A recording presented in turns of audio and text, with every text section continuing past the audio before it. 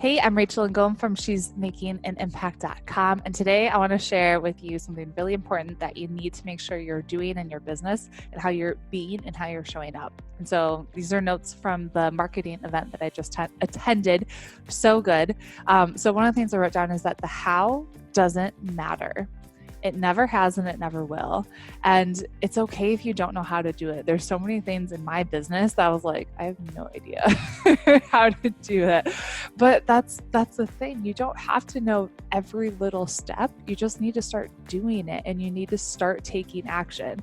And so she actually gave an example of what we're doing a lot of times is we're trying to swim upstream and we're kind of freaking out.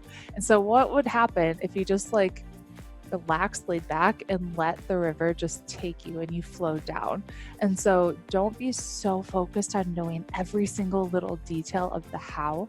You just need to take action. So I'm a big proponent of taking messy action and just getting it done, and just trust that as you're taking action, you're going to figure it out as you go. If you're paralyzed on the, oh my gosh, I don't know how to do it, and thinking like huge picture, you're going to stay stuck and you're never going to actually move forward. So give yourself that permission to just take a step back and just let the river carry you and figure it out as you go along.